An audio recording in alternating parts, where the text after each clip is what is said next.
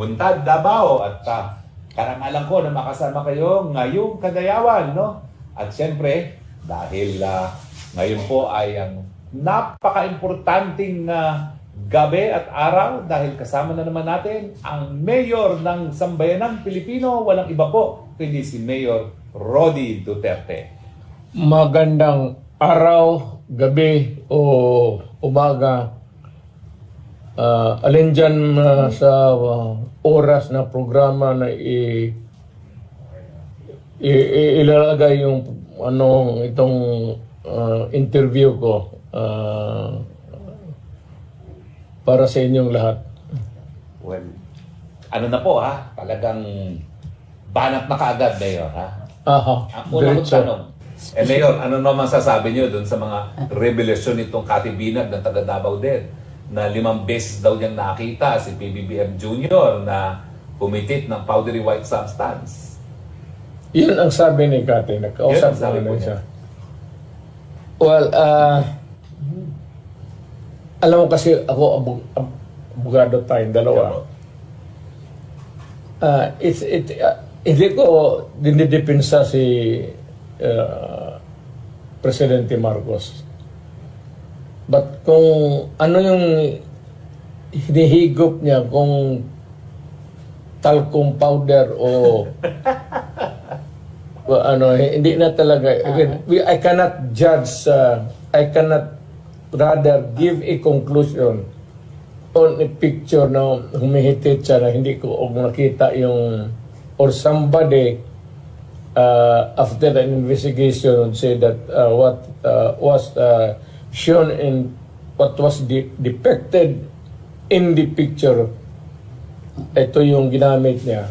Mahirap kasi pero from the looks of it, parang ikaw ang tingin mo. Hindi, pero kilala niyo po si Katibinag. Oo. Talaga naman pong naging partner ni Tony Boy Florento, no? At yung sinabi nyo nung una na may mga mayayaman sa Davao na nagdodroga, will you be at liberty para sabihin ko sino-sino yung mayayaman na yan? Kasi ang binanggit ni Katibinag Voltes 5, no? Si Tony Boy at yung kamag-anak niya na si Sap, tapos may mga iba pa, no? Ng mga mayayaman. Sila ba ho yung tinutukoy yung mayayaman sa Davao? Alam mo dito, historically, baski saan, ang unang pumapasok sa mga ganong bisyo, even during my younger days, yung mga marijuana, yun namang mayayaman Alam mo kasi yung taga Boulevard o Broken Dreams, yung squatter area dito, sa likod, hindi naman sa harap. Hindi na yung squatter area ngayon, pero binigay na sa kanila. At binayaran na nila. Yun ang hotbed noon ng hindi naman ibang bagay, hindi dyan pero ngayon itong bagong generation, itong Shabu, it cuts across the all classes of society from A, B, C, D, E. Ano po masasabi niyo yung mga alta daw, kaya marami nagko-cocaine, natural daw, hindi gaya ng shabu na artificial, synthetic. Walang diferensya yun no? Basta addicting. We go by the medical description of what you're taking, the substance. Pagka sinabi ng medical experts na it is a drug which is it induces hallucinations, you going violent yung utak mo. If it is a drug that is prohibited because it destroys the mind, talagang bawal yan at masama. Well, huli na lang po bago si Atty. Trixie naman magtatanong sa inyo. No? Nakasaad po sa salagang batas na kapag merong serious illness ang presidente, dapat magbigay ng impormasyon sa taong bayan. alam po natin na ang drug addiction is considered by doctors as a serious illness. Tingin niyo ba ho kinakailangang magbigay na ng impormasyon ang presidente tungkol sa estado ng kanyang kalusugan, lalong-lalo na dun sa speculation? Di pa naman napapatunayan. Pare-pareho tayong abogado, no? So we cannot condemn him as a drug user. Pero napakalakas na po ng angas Kasi yung sinabi nyo, na mapakitaan kayo ng ebidensya, sinabi ni Agent Morales, na may confidential witness, yung video ni Maharlika, at ngayon si Cathy Binag. Should he now comply with the Constitution and report to the nation the state of his health? I suppose that really, seriously now, kung ikaw ay isang public official and you're suffering from an addiction, except sexual na. Prangka-prangka tayo, total matatanda naman tayo dito lahat siguro ang nakikinig sa programa to. You must at least come up with something. Pero kung sabihin mo, ginagamit ko yung panahon na ito na presidente ako, especially when I make decisions, wala na po yan. It's out of the question. Now, if you keep a healthy distance from the issue, ayaw mo namang i-debunk, ayaw mo namang you do not come out with an outright denial, so magtatanong tayo kung tao na kung hindi totoo, bakit niya sabihin hindi totoo? At kung totoo naman, bakit hindi niya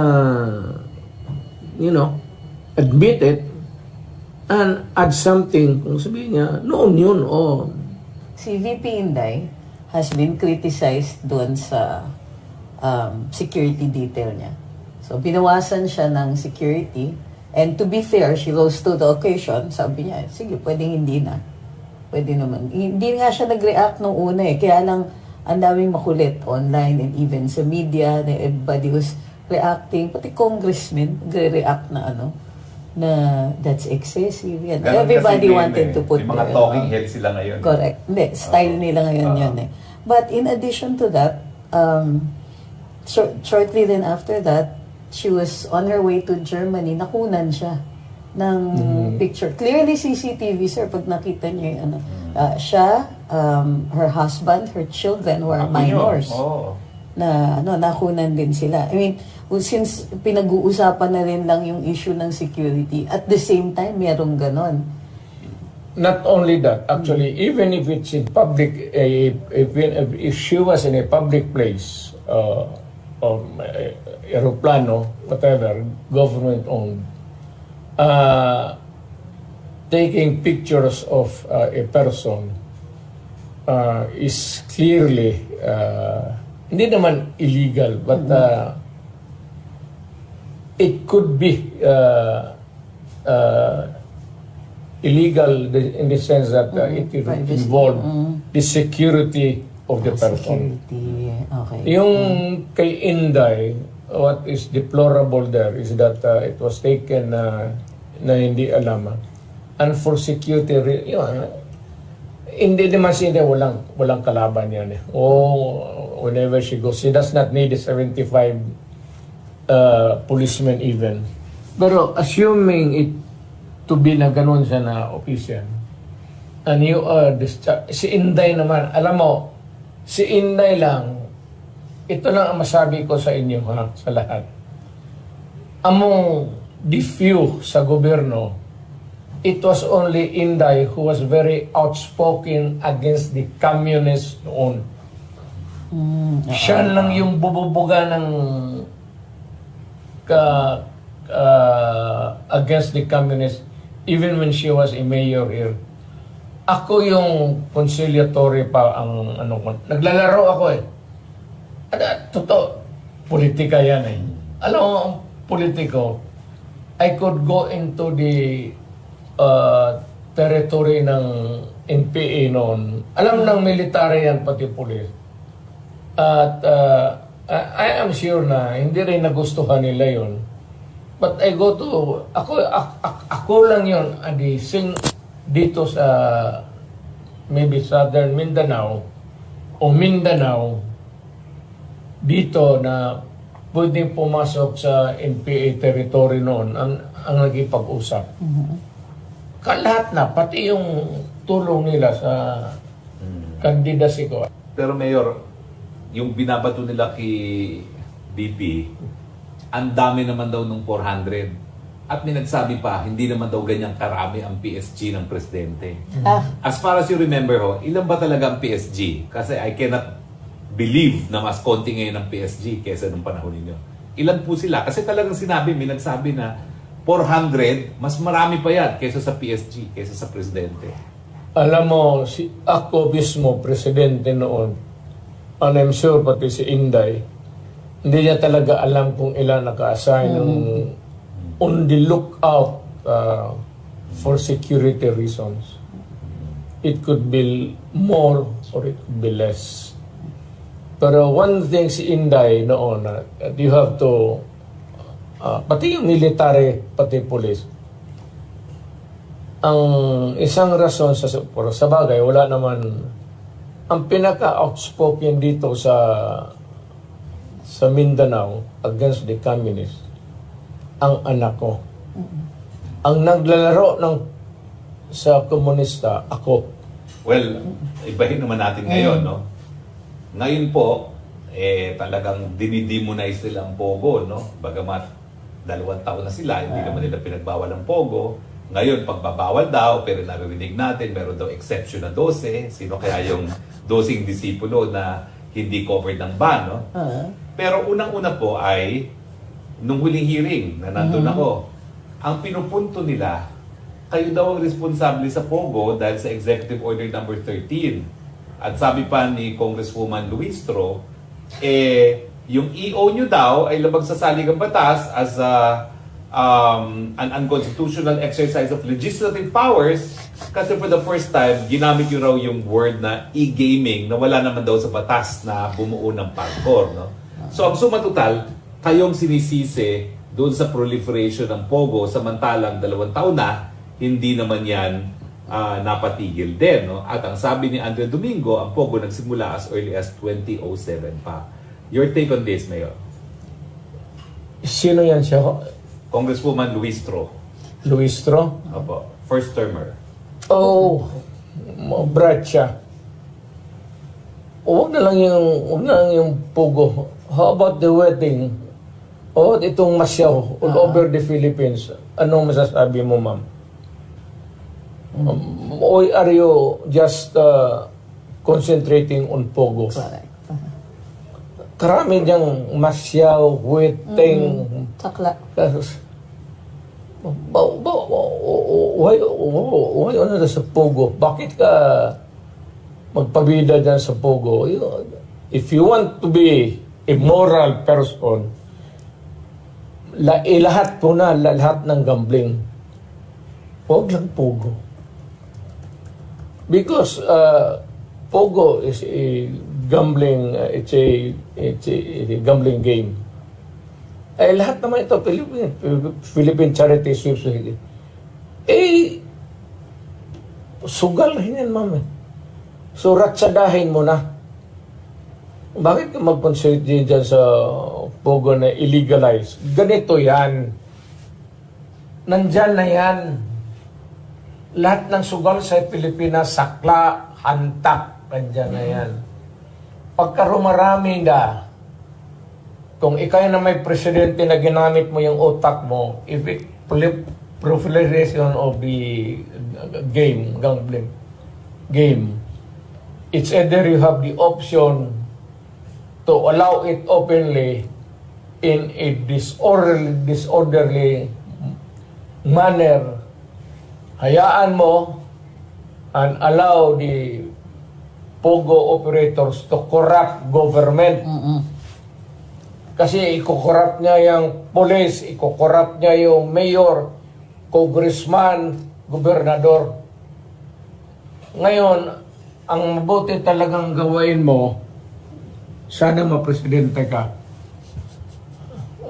Para ma-educate ka rin. You regulate. That is really what it is. Regulate. try to regulate. Isusupina daw kayo ng Kongreso doon sa susunod na hearing ng Quad para sa extra legal killings. At mga 5 general ngayon ang sinulatan ng ICC para makipag-ugnayan sa kanila. No? So, ang unang question ko, a-attend ba kayo? Kasi sabi nila, mapipilitan silang hindi lang magsupina, pero pagkatapos ng supina, citation in contempt pag hindi kayo umattend. No? At ano naman ang ma-advise na mabibigay nyo doon sa 5 pulis kasamang 2 chief of staff na gustong kausapin ngayon ng ICC? Yung ICC na yan, I do not recognize that. Yeah.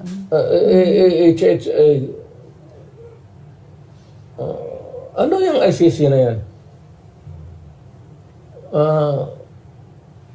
Are we or are we not? Yan ang tanong ko muna is jurisdiction. Correct. Abogado ako jurisdiction. First question. Fiscal ako whenever I face a case dito sa korte everyday, magtanong ako dyan. Do I have the power? May jurisdiction ba ako dito sa kasong in prosecution? Wala. O huwag tayong magdaldal ng let's go legal. ICC? ICC, Karami nangyayari sa mundo.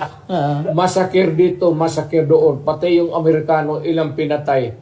Ano mang ginawa ninyong mga ICC kayo? Mga karaming injustice, karaming violence. Senseless. Walang karason-rason. Dito nangyayari, especially perpetuated by the Americans. Wala kayong ginawa. Kayo mga Europeans, imbento ninyo yan You go after yung mga post-colony. Yung colony ninyo, yung tapos yung pumalit, medyo nang galit kayo kasi hindi na inyo, yun, hinahabol ninyo. Sir, lokohan rin lang naman ang pinag-uusapan natin. Pag landing ko the other day dito sa Davao, siyempre katabi ng airport, yung KOJC compound. Daming pulis. So, SWAT, nakatakip ang muka, isa, nagta-traffic dun lang, yun yung bottleneck dun sa So, medyo... isa na ang kalaban nila, pastor pa. Kasi ang dami nila. Naka-involved. Hindi ko lang kasi malapit ako sa police Once upon a time, I was president. Once upon a time, I was a mayor. Talagang mahal ko ang police pati sundalo. Kaya, this is the first time ako nag-react. This is the first time ako nagsalita sa bagay na yan. Kaya ang kalaban ng gobyerno, wag na lang yung police pati military, ayaw kong idadamay. Gobyerno na lang. Ang kalaban ng gobyerno, si Pastor Kibuloy, isa lang yan. Isang tao lang po yan. Nagkulang tayo ng bagay, wala na masyadong away noon. So, dapat siya mga ganon, naka-full battle gear. Isang pastor na of Jesus Christ, the name above every name. Ang laki ng congregation na yan. Tapos naka-full battle gear kayo. Magtanong ako, sino ang kalaban ninyo? Wala namang private army yan si pastor. Prayer warriors. Million. Yung prayer warrior na yan. Sir, anong theory nyo? Bakit may overkill? Kahit sinong ordinaryo yan ang sakit na nasa gobyerno ayaw ko kasi magsalita against the police and the military. But lalo itong isang police, pagka ganon, magpabilib ka agad. May utosan na hulihin mo si